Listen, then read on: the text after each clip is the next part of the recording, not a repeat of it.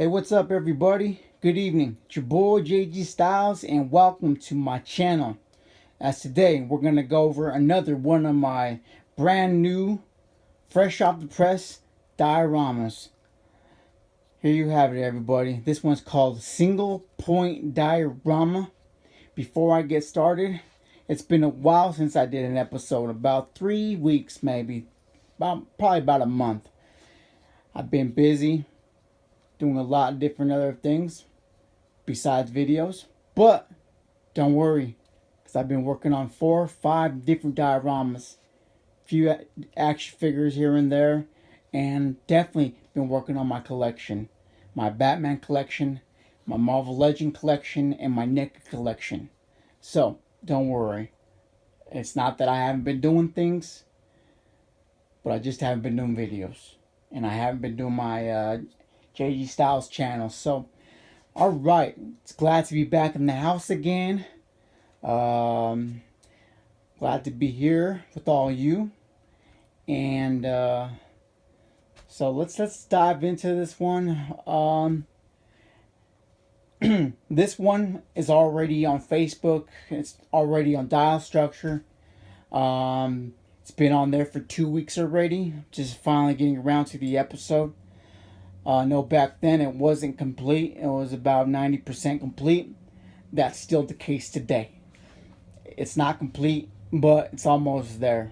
Alright. This guy right here is, it's nothing fancy. It's simple, but I think it looks good.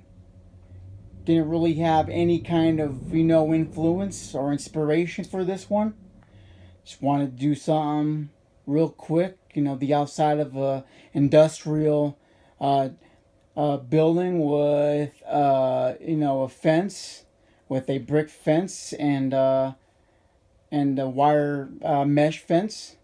Just wanted it, just a place, outside of a commercial door. Some place where the action figures can just hang out, chill out, and do their business real quick. So, as I mentioned before, and what it's called on the Facebook, this is a single point diorama. And the reason for that name is that single point way over there. You got a line going that way, a line going that way, a line going that way. It's just a corner.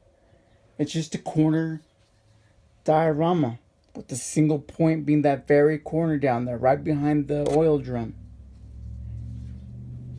So, it was something simple. I don't really put a lot of thought into my names and my dioramas, but I do make sure they are unique and they're abstract and, something that has never been named before. So, again, this is my single point diorama. This guy, let me give you the stats on this guy since I finally got my measuring stick with me. Is 12 inches in length by 10.5 inches deep, and we have about 9 inches tall, 9.5 inches tall on this guy. As I've stated before, and like my other dioramas, this one is heavily foam board, with a little bit of wood, a little bit of props from different action figures, a little bit of handmade, crafted props by myself. But this one's mostly foam. Alright, so let's get in this one. I know the previous episode I had talked about, or I had mentioned that I want to kind of do the how-to process of my dioramas. That's still the case. This is just not that video. It's going to be soon. I'll tell you how I did a little bit of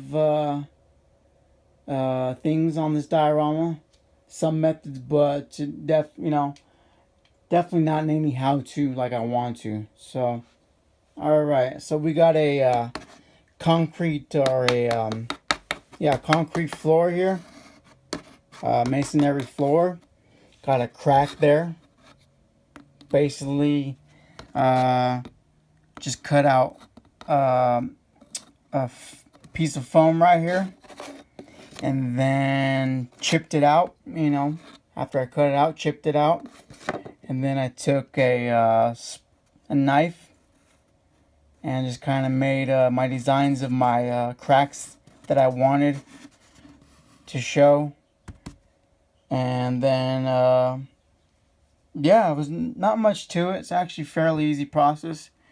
Trying to do a little more weathering in my some wear and tear on my dioramas, more than I usually did. Okay. This texturization right here, that's done by a rock. You know, you just take a rock and then you make indentions, you know, every so often. Okay. And we got some more concrete here. But we got a tile detail right there. Squares to give it more color, give it more life. Okay. For the door frame, I used balsa wood. And then this is an industrial door, commercial door, which is green. This is not a removable door. I still want to put some signs on here, some kind of verbiage. Definitely a doorknob here. That will definitely happen here in the near future. Okay. This is just a concrete wall. And then we got a electrical box. And then this guy right here is made of a stick that I had, and I just painted it gray. This is a wooden plate. Bought it from Hobby Lobby or Michael's, one of the two. Colored it gray, and then drew my junction box there. And this is the electrical conduit. Painted that gray. Okay. This is an oil drum. This, I can't remember where it came from. This is something I did not make. It actually says something on it. It says Danger TNT. This is actually made of foam. Oh, this is, I remember. This guy right here was a 3-pack, and it came with a gun, a toy gun, and I don't know if you could remember when you go to a fair or something, and they have those games, you know, and you win a teddy bear or something. That's kind of what this guy is. It's just a homemade version. So you shoot it, and you see if you knock them all over. That's what this guy is. There's 3 of them. This one's a little bit bigger than a 12th scale, but hell, I thought I would do. I want to touch that up a little bit. Okay. Then we got some brick here. Okay, with some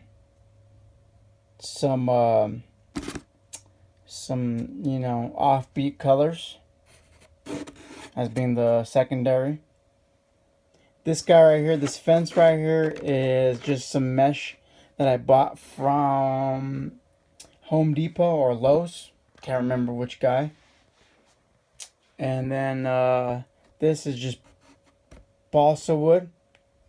And this guy right here is a stronger wood. I wanted this to be a stronger wood so that it would be able to hold the construction of this fence. I got 3 other strong sticks in the back, supporting this whole wall construction right here. And then I got 2 walls going perpendicular to these